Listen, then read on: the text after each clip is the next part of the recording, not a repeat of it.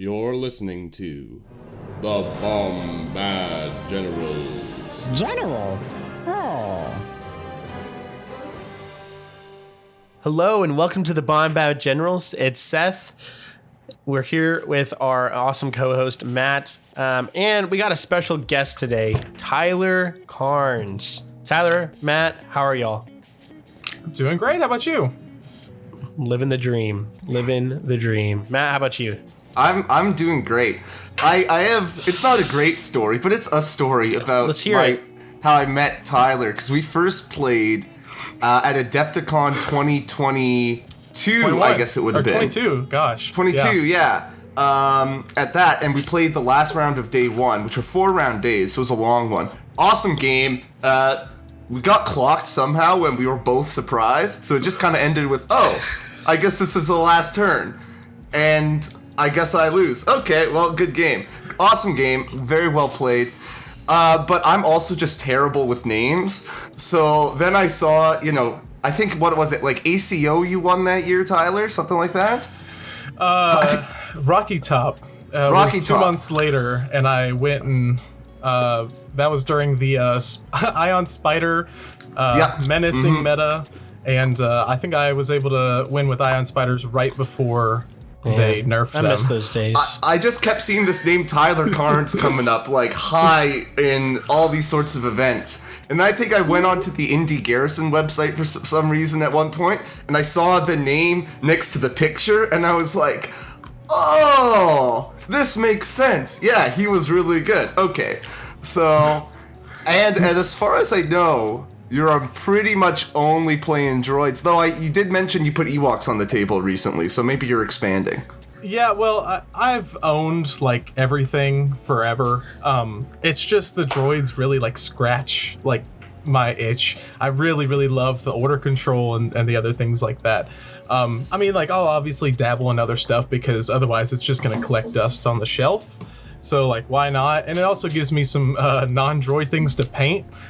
Which is also nice, because even though I love playing with droids, I love their rules and stuff, the painting aspect can get really boring when everything's just a prime and a wash.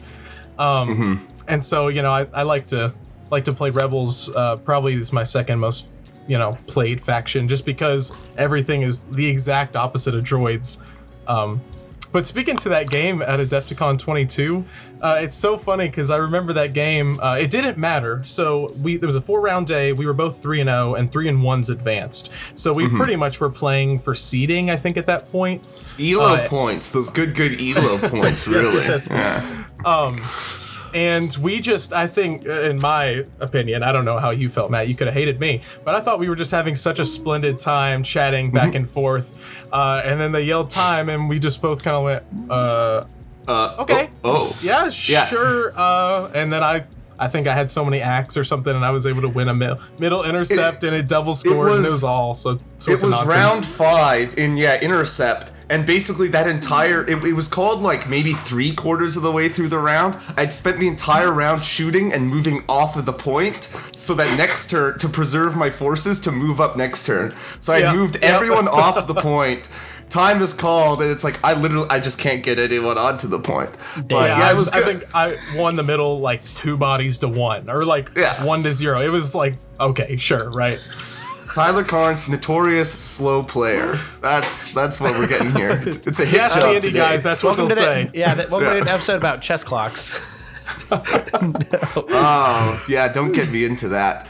But yeah, that is all to say Tyler is a droid expert. So when we were thinking about our little tier list series with all the different factions, we figured, I think you came to mind right away because it's like, okay, yeah, person who we like talking to, so we get an excuse to hang out, but also will give us some good insights, which we need because neither Seth nor I play droids.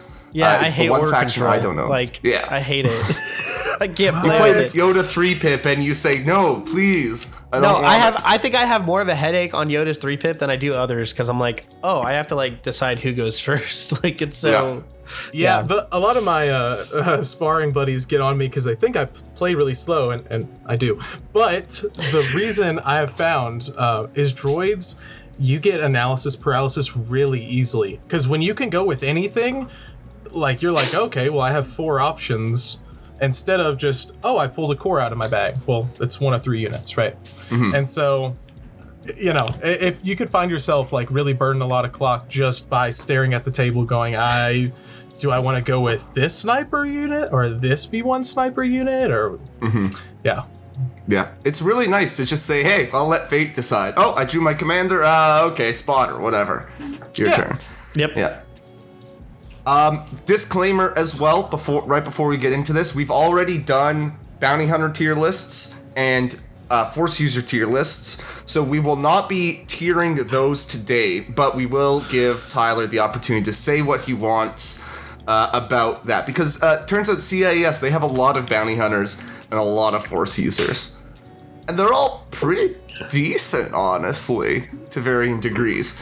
So I'll get there at the end, but today it's none of that. It's droids, and some organic beings, or semi-organic. Yeah, Do we want to get into it? Yeah. Boom. Let's get into it. Tyler, since you are the guest, we will give you the first choice as far as who you want to start with. So I guess for everyone, we've got the 2 Merc commanders, the Capo and the Vigo. We've got the 3 Super TAC variants, plus the T-Series and General Grievous. So a little bit of everything. What are we going to start out with? Yeah, so I guess we can go ahead and jump in with the 2 least separatist commanders. Let's just go with the Capo and the Vigo. I told you could get 1, and you're coming in with 2, so know your place. Already all right? breaking the is what I'll rules, say. Tyler. Yeah. Well, I will say I have them ranked in the same spot.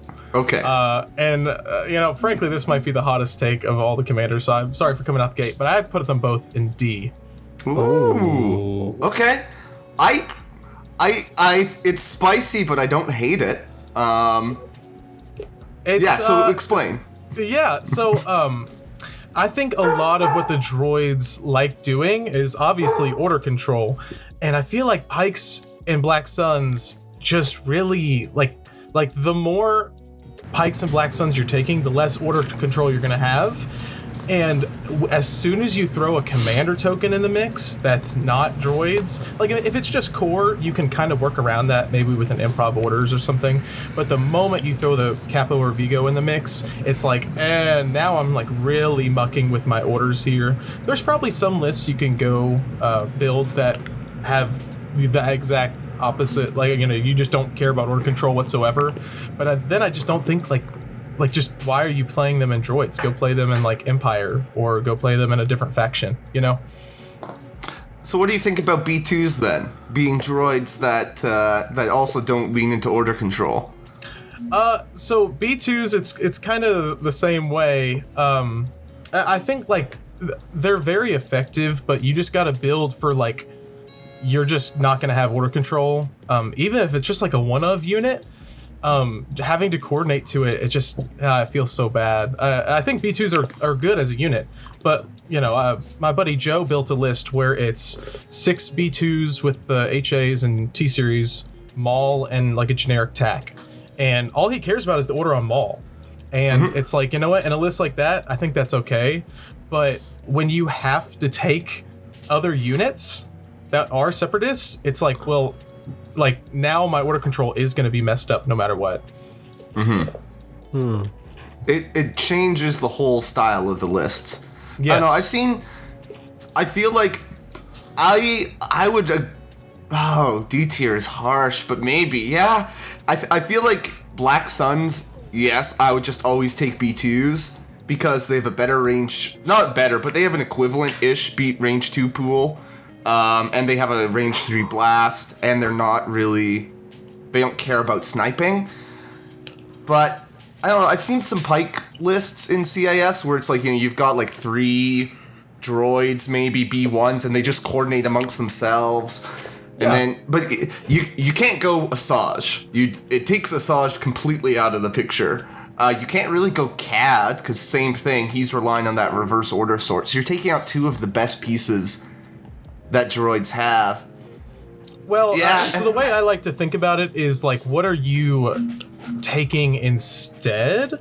So like for 40, what's the cap on now? 48 points base.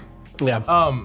Like droids have awful ranged pierce options, and like you could take a BX. I'm not saying like you're gonna get a face up on it every turn, but you could build a list where you could have a BX in there instead of a capo, and you could still take pikes.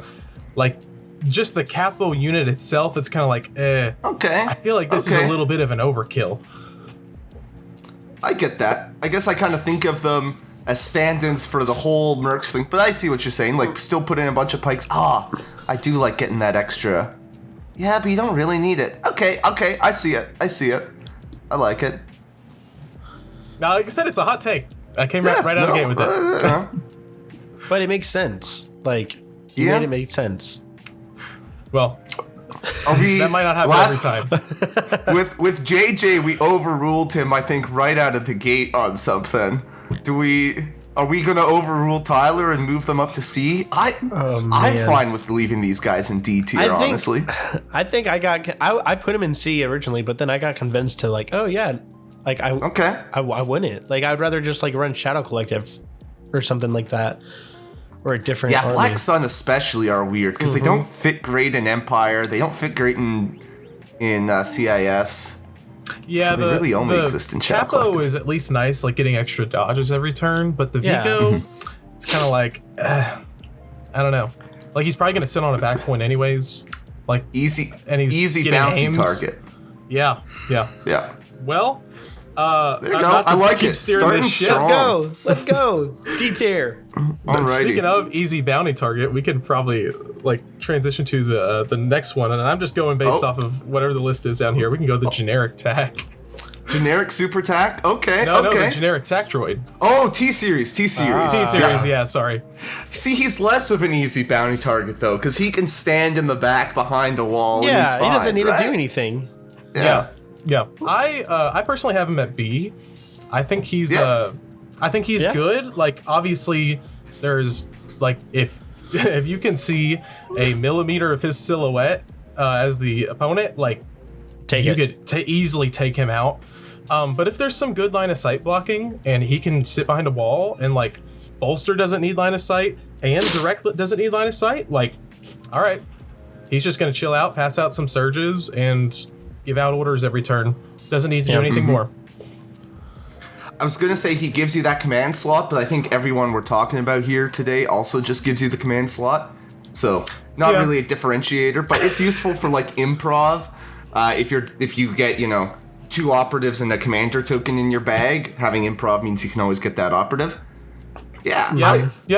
He's really good in double bounty lists too. Like he's able to take UCAP, so or not UCAP. What am I trying to say? Underworld Connections. Yeah. Yeah. It's 55 points. I could even be tempted to put in A, but I think the durability issues, and especially on real life tables where it's like, oh, maybe it's going to be hard to find a place to hide them. I understand dropping down to B. I'm good with that. Yeah, so it's kind of table dependent, but I mean, he is highly necessary in a lot of lists, though. But that's the thing. So you got to take one of them. Yeah, if you build your whole if your whole order chain depends on his direct, and then he's easily poppable, and you lose that direct, then you're hooped. Yep. So that's kind of the thing too. Like you build it around him, but it can crumble. It's like a house of cards. Yeah. You're hooped. That's the new phrase. You're hooped. Yeah. That's something I found if you're playing like against CIS, and I'm not trying to like tell everybody how to beat me, but if you're playing against CIS, like the first time you get a shot on, I mean this commander or any of the other commanders, really, take it. Absolutely take it. If you can hamper their order control as soon as possible, it everything else crumbles beyond that. Yep. Another big-time droid player, Bobby Joe Thomas, Blood Ocean, was saying the same thing to me way back. Of just like, just kill the super tech. It was in reference to whatever game, or not the super tech, the T-Series. If you got speeders, get that flank, go for it. If you got someone fast like Boba, you can probably do it.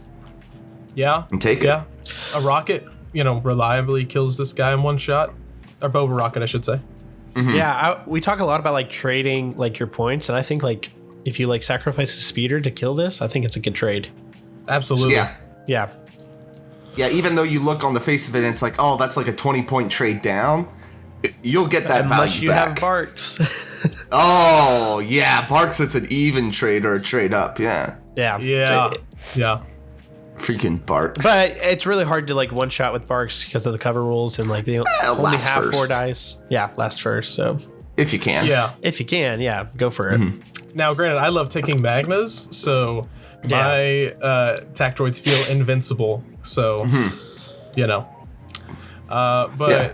I mean, do we want to move on to one of the upgraded versions of this guy? I think we should do one of the upgraded versions. Let's do it. And I feel, do we want to be positive or negative, guys? I feel like you can get a bit of both in here. Depends which way. Let's go. Let's keep being negative. I want to talk about Kraken Kraken. because I'm interested to hear Tyler's take on this. I remember when the super attacks were all shown off, and I was looking at it, and I looked at Kalani, and it was like 4 tokens for 1 action. Holy moly, that's awesome. And then a whole bunch of people whose opinions I respect were talking about how awesome Kraken was with Override and his attack profile and all of that, and I was like, okay, I guess, you know, Override opens up things for CIS list building, sure. And it feels like history has proved them wrong and me more right. And I should have been more firm on that. C tier? Is Kraken C tier? He's kind of whatever. Sure, he can punch good, but like you don't want your super attack punching. His gun's not bad. Sharpshooter 2, 2 black, Pierce 1, so you're probably putting 1 through. Override, again, like... It's good for BX snipers, which are whatever. It's a weird balance because Override 2, I mean, that's a really big bubble. But still, you don't really want him like overriding stuff that's usually on the front lines. Like Magnas don't really care about their AI. You're not taking Droidicas, you're not taking other stuff that really AI is like that big of a deal, at least. Except BXs, which are always on the back. So it kind of feels weird there. Personally, if you're taking this guy, ignore his melee. Like, I can't tell you how many times I've meleeed with this guy that can probably count on one hand. I've probably put him on the table 20 times and meleeed 3 times with him. Like, it's cute. Like, you know, you have somebody charge your back line. Like, you can strategize on yourself and then like dive into him, do a couple wounds, but you are never jumping this guy yourself. Yeah, I have him in C as well. Now I don't think he's bad. Yeah. I think he has some tools. I think like in a list where you don't really care about order control, he's kind of a cheeky pull. But like having the other two both with direct at like either the same or cheaper points is kind of hard to justify, in my opinion. Right, that's the thing. It's a list that doesn't care about order control. It's kind of the same as the Merc leaders as far as like if that's what you're building, can someone other than CIS do it better? If I want to take like B2s and BXs, well, should I just go with someone else and go with their tanky core and snipers? Probably, potentially. Yeah. Sorry, I cut you off there, Seth. Well, I wasn't going to say anything. No. Oh. You didn't cut me off. Oh, okay. Good. Well, do we want to... I think we're going to disagree on one. I'm just going to let you know. Okay. Interesting. Okay, what are we going to disagree on? I think it's going to be this one. I think it's going to be Kalani. Kalani, okay. I have him in B. Oh, wow. Interesting. I got A tier. I figured that's where y'all would have him. And he's good. I just don't think he's as good as the generic super attack, personally. Wow. I think more people play him than they should. And the reason I say that is because I don't think there's that many good not strategize. Sorry. No, it is strategize. Sorry, the token one. There's not that many good strategized targets, like in a list, in any given list. So the list I usually make, you'll have Bosk, right? obviously loves aims, and a dodge is nice. You could take a tank, maybe? Okay. But now, like, with axing ion spiders, it's kind of like, do I really care about the extra aim and dodge? Like, it's fine. It's nice. But, like, I'll just take the other one for 10 points less. And I mean, Magnas, though. Magnas can actually even use both of those. They can use the aim and they can use the dodge. And they're great. Right. But I feel like most of the time, them getting the free token at the beginning of the turn is enough. If I'm in a position where I don't think they're going to get shot, okay, I'll take an aim, and, like, I don't even need the dodge. Or if I feel like they're in trouble, okay, I'll take a dodge, and their dice pool is really good. So it's kind of like, do I need for them to wait? Or, like, do I need to rely on going with Kalani, who effectively is kind of a pass activation? Like, sure, he gets the tokens out, but you're giving your opponent, like, effectively 2 opportunities to shoot any given unit if you're relying on those Kalani tokens. It's just something that, like, I think he's really good. It's just, I think with losing Ion Spiders, like, he's just lost a little bit of sauce in terms of, like, having the strategize too. It's like, most of the time it's like, oh, well, the game state, it's round 5, like, I have to strategize a B1, and it's kind of like, who cares? Do you think it's, like, more valuable because the normal super attack has, like, override? Do you think it's just more valuable to bring override than strategize 2? Yes. Yeah. So, and that's, like, kind of a sneak peek to the next one. I'll have the generic super attack at A. Interesting. Because of override. And override, I think, completely, like, opens up your list building, because then you can take 3BX snipers, or, Magnas are so good, maybe you take 1 or 2, and it's like your opponent has to worry about them because every turn they are consistently putting 1 through cover with Pierce. And, like, you can have a Rebel sniper or you can have a Empire sniper. It's kind of a crapshoot whether they put 1 through or not.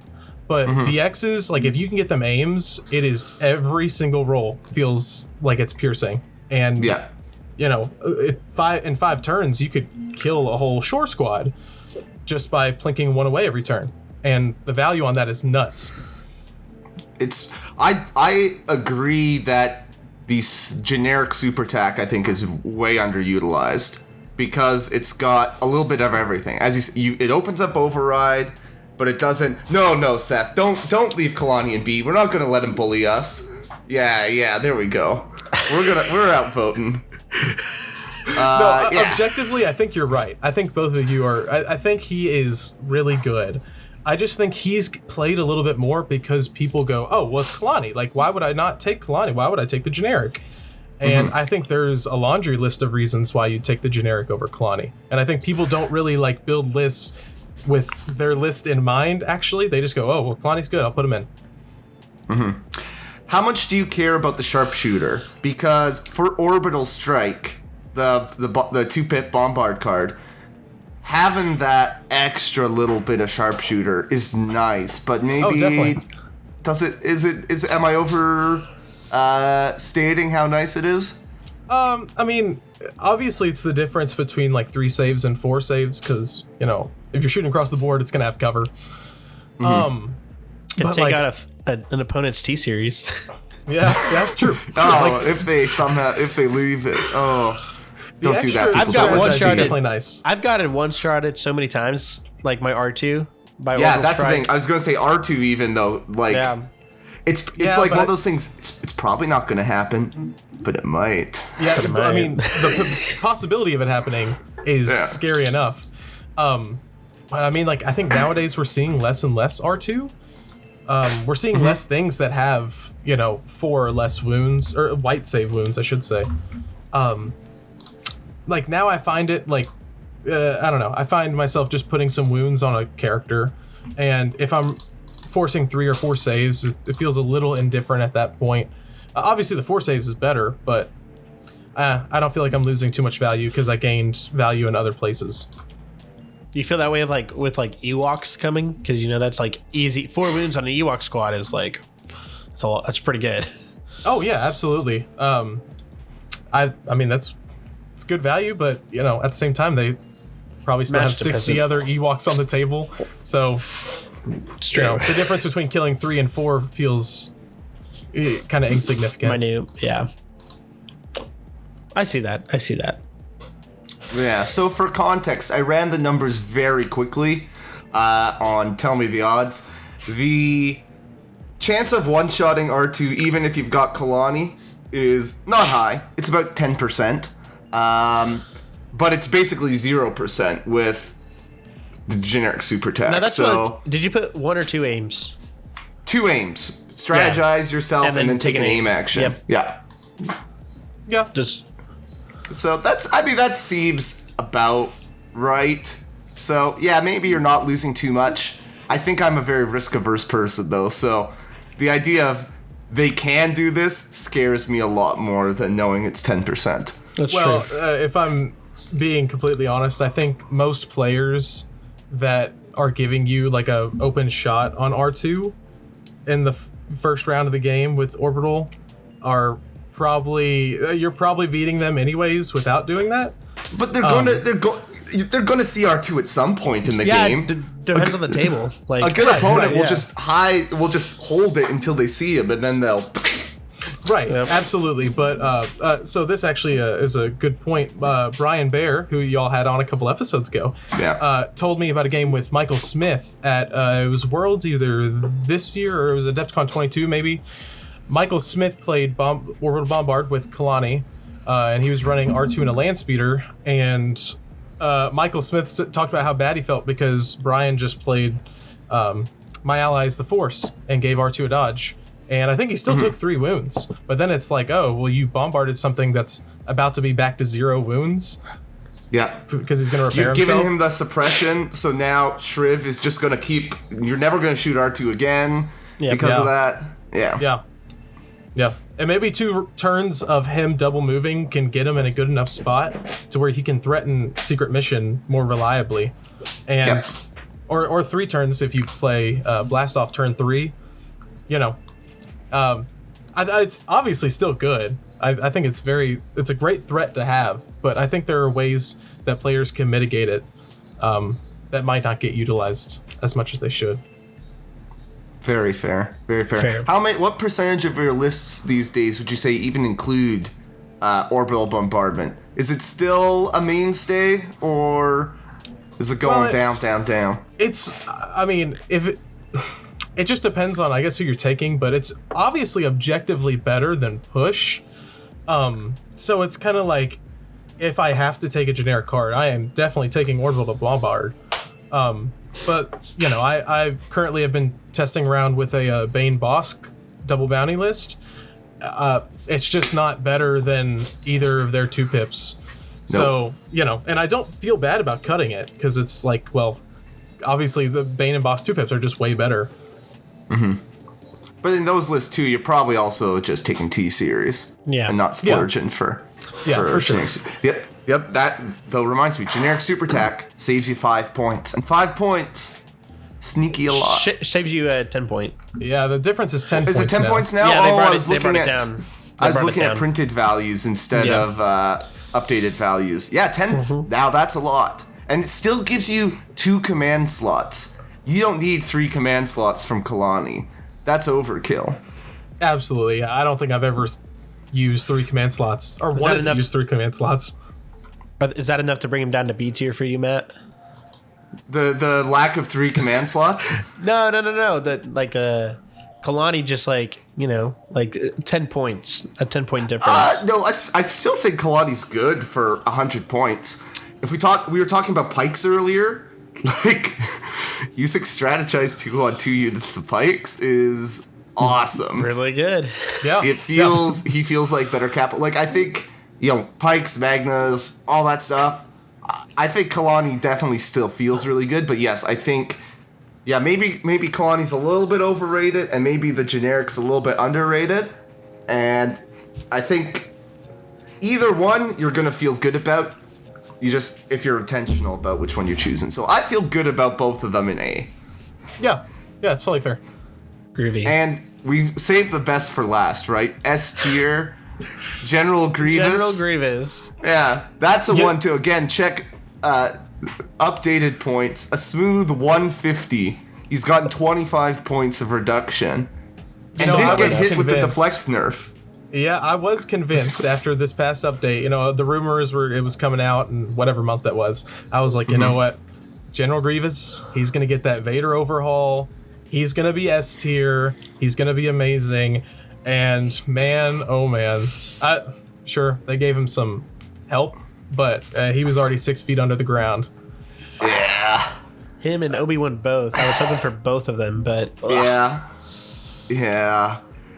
I wouldn't put him all the way down to D tier. Like, he's No, he's a tanky boy. Yeah, like, I mean, it's But- 8 health, red saves, Yeah. and, you know, sneak a couple dodges or surges on him. Like, yeah, he's not going to die to a stiff breeze at all. His gun is man. free now, so Yeah. he's relentless who can, like, do peekaboo shenanigans with a critical 1 Pierce 1 gun, which isn't great for 150 points, but... Yeah, I was going to say there's another peekaboo menace in CIS that I think you'd rather take for 50 points less. Yeah. Hey, like 30 points. Let's be, once he's upgraded. But yeah, Cat, way better. Who also has bounty. Grievous, I would compare him to Din in terms of like characters who are very expensive, don't have force push, and need to be in melee to get value. Obviously, they are in very different factions, but like, if you had to take one, Din Djarin or General Grievous, who's the guy? I'm taking Din. Ooh.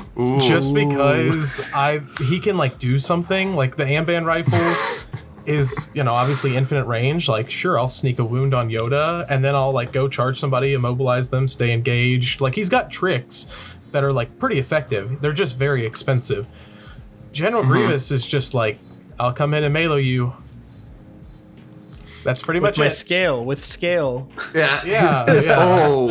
Oh. That really hurt keyword him. they made for Grievous. Yeah. Yeah. Yeah, I didn't think Yeah. about that.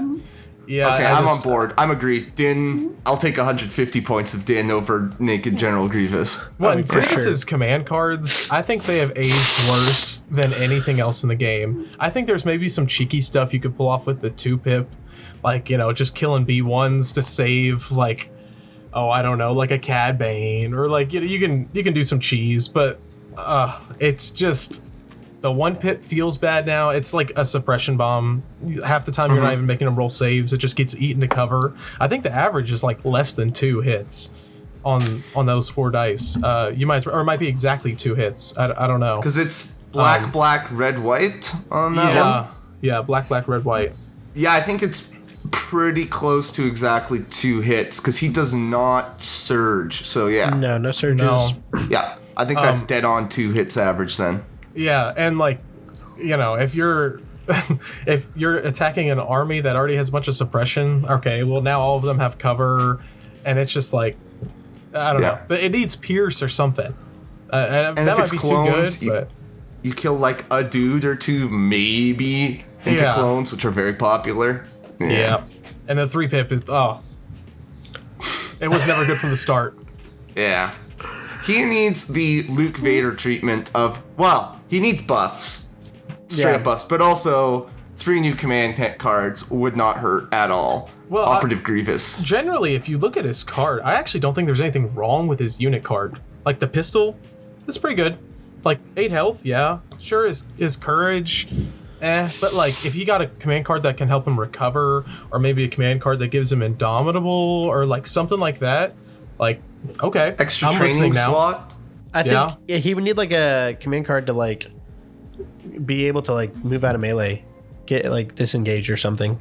I mean, Well, his he one does pip with his does. 1-pip. Oh, that's right. Yeah. But it's I think still- he could get permanent disengage, honestly. Yeah. These expensive melee guys have to, I think. Like, that's basically my fix for Din. Not quite that, but, like, ways to move out of melee, because it really sucks. It really sucks when someone is just like, I'm gonna walk up my 2-man Rebel Trooper squad, and your Grievous is stuck there next turn. Yeah, Feels yeah. bad. Yeah, I agree with you. That's why you bring him with the super attack and play the 2-pip and give him disengage from there. Well, that's the thing. You can't even give him the Oh order no, you straight can't up. because you have to do a droid trooper, right? But you can. I believe that the way that card works, though, is I have to pull it up.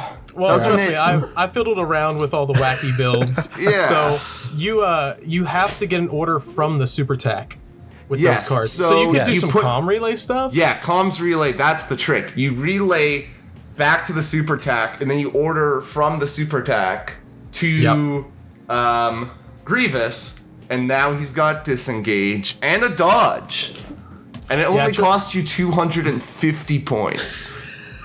Yeah, no, I've tested around with my Kraken triple Magna Grievous list. Trust me, it just doesn't work. And it was good. You're just holding it for Worlds 2024 and downplaying. You can't even do all the like comms relay because it has to be a droid trooper or AI. Like even like it says No. It doesn't care about the order on the. It's not an order with the card. No, when a super attack droid issues an order to a droid trooper unit or a unit with AI. That That was you're it. right. Oh, You're okay, yeah. I was thinking about the other tricks. Yeah, okay, Yeah, never mind. the 3-pip, I think all you need is a face up. So you can find a way to get Grievous a face up on that turn because you can't order it from the card again, and then you Right. you go from there. Okay, that's way too long on a completely irrelevant unit, I think. Tell us about the relevant units, Tyler. Now's your time. Force users, bounty hunters, we've touched on them a little bit. What do you think? Yeah, sure. So just like recounting, we have Dooku, Ventress, Maul, Cad Bane, and Bosk. Is that the only people we were omitting? I think so. That sounds right to me. It is. Okay. I think all of them really are in a pretty good space. I think Maul is still just as good as he ever was. I think people just kind of like toned down on the hotness for him. But I played a lot of Maul. Like, and, you know, obviously now like the choke nerves and things have gone on, but he's still really good with Saber throw. 4 red is still amazing. Burst of speed, still really good with 3 burst of speed actions. just as good as it always was. And his threat range with burst of speed and 3 actions is crazy. Being able to double move, push somebody in, and attack. I think Ventress is a really good character killer. It's sometimes will be tough if they don't have a character that's like really worth trading, because I feel like you could dive her into like a Boba or something like that and get your points back. But if they're only taking like a more like well-rounded list and they don't have a good character, sometimes you lose a little value with her because she can just get punched out pretty easily. I think Bosk is super underutilized in CIS. He is an absolute machine whenever I play him, and I love taking like just a generic T-Series tac droid, throwing binoculars on that tac droid, give him something else to do. Now he hands out 2 surges and an aim every turn, and just feed boss games, and he's really good. And Cad Bane's just amazing. I think Cad, like as a unit in general, is like whatever, but CIS being able to turn on his independent every single round is incredible. 2 dodges is nuts. Like when you look at the other independents in the game, it's just like, wow, this is head and shoulders better. So I mean, it was a long time ago. I think we'd probably put Cad in B tier, but if you're looking at like just CIS these days, he'd go in A tier, I think. I mean, there could be an argument for S tier. Yeah, honestly, I think. Because the thing is like he just doesn't die. You fuel up his independent every round, and it's super consistent. I think with cover and 2 dodges, because I think you obviously take situational on him, you can pretty much mitigate any non-fire sport attack in the game with taking like maximum 1 or 2 wounds. And once you start charging up your suppression, then it turns on every single one of his gimmicks, and the ball kind of rolls from there. And he's super mobile. Like, he's kind of filling that Boba role, but for CIS. And similar to Boba, Force users don't want to charge Boba and get whipcorded. They don't really want to go after Cad Bane and then get gauntleted, or maybe even, he teleports with his token, stuff like that. So he's really good at CIS. I think he's just takes a lot of skill to really nail down, but he's a squirrely bugger. Yeah, I see a lot of people just kind of like, run around with him and shoot a lot, like just for the willy-nilly of it. He is not a damage dealer. It totally a scalpel. He will take any unit and like piece you apart. He'll throw a bunch of suppression on you. He'll gauntlet you. Like, he'll do a bunch of stuff like that. It's not just like, I'm gonna run and shoot at you. Yeah. His gun's not good enough for that. No. Luckily. But like, yeah, it's the threat of bounty for him is really good. And just like the whole, like, if you didn't divulge the 3-pip and you teleport him back, then I'm like, oh man, like he could come into my lines, just take me out, and then like teleport back on like one wound left or something. Yeah. Mm-hmm. Yeah. Yeah. Yeah. Yeah. I think it's really great. That's why I love running double bounty in CIS, because then it opens up 2 bounty options, and it's kind of like the threat of bounty goes from, like a 3 out of 10 to like a 7. Like, oh wow, I like really can't pull any of my characters up because they're all bountied. Yeah. Bosca's boring in a way because he just sits and aims and shoots. He's good at it. I think back to last year. I think he had kind of fallen out of favor before the Merc cards came out, and it took a little while. But I was playing him last summer, and even lying in wait, people were like, "Oh, just take Reptilian on him." But like, I was like, Who's talking? What are people talking about? I'm sitting here with 10 aims all the time, nuking stuff off the board. My opponents are like staying crazy far back, like everyone's afraid of it, and I'm like, oh yeah, Bosca's still really good. And a year later, he is still really good. Yeah, not Reptilian Rampage, but lying in wait. I mean, you could almost take any generic core unit off the table in one shot. Like, imagine taking an 85, 86 point core shore trooper unit off the table. Like, okay. Yeah, it's like unlikely but doable. It's pretty doable. And hey, you leave 1 or 2 guys left, you just clean them up with someone else. Your BX sniper, or a B1 shot, or at the very least you've neutered that squad. It's awesome. Yeah. I love it. Yeah, I think the characters we talked about today are probably the less exciting ones that CIS has to offer, but I still think they have their uses. CIS is like the flashy operatives faction right now, I feel like. Because Dooku, So you take a commander to do something for you, whoever's gonna help you out the most, and then you take a couple awesome operatives and you call it a day. Yeah. Or Magnus. I just can't wait for Django to come out, and man, it's gonna be awesome. On a scale from 1 to 10, how excited are you for Geonosians?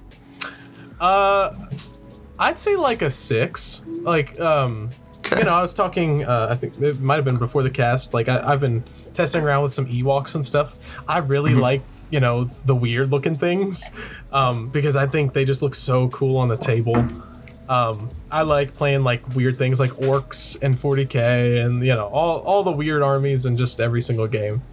And I think Geonosians fall right in that niche. But I know they probably won't, they won't synergize like with the core or the, order control and stuff like that CIS has to offer. So it'll be interesting. I think the battle force will be cool. I'm curious to see what all comes with that. If it's just the Geonosians, I might be a little sad. I know it's they said it's Geonosians and Hoggle the Lesser and somebody else. Sung Fac, oh, it's maybe? a long time ago. Sun Fac and Sun Fac. Okay, yeah.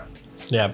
So I'm excited. I think they'll be awesome models at the very least. So yeah, they look cool, and it gives me hope that we'll get Gungans with these sorts of things, and that's what everyone really wants. Yeah. I think it's imminent. 25 years next year since Phantom Menace. Time for some anniversary stuff, much like I'm hoping Endor for this year. I'm hoping for a lot of like a whole new Gar wave coming out, like announced at the mini extravaganza. So I'm hoping for anything for Gar, honestly. Get your Bad Batch. And we'll have Bad Batch, but can't wait. Just shut up. Like you get. We're off the rails now, though. Tyler, anything you want to plug for us today?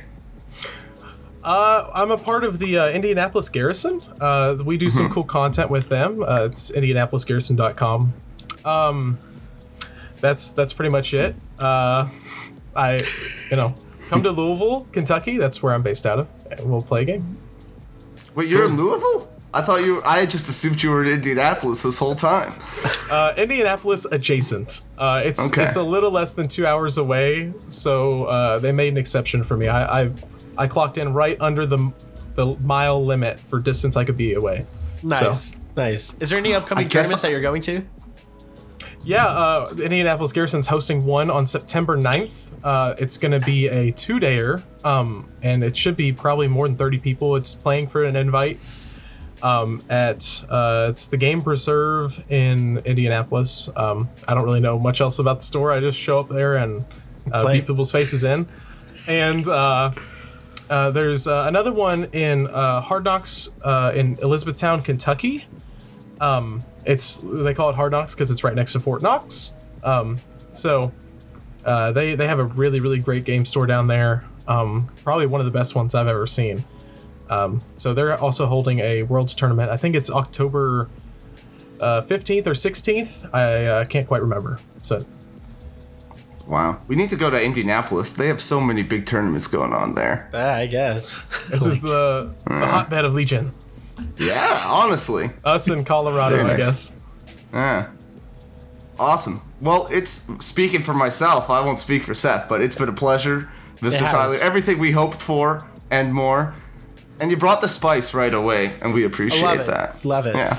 Yeah. What can you tell them? Or what can I tell you? I always deal in spices, I guess I'm a pike. You're a spice runner. Yeah. I wouldn't have had the courage to go D-tiered, but you know what? After you did it, I'm with you. I might be a martyr, but I will die on my shield.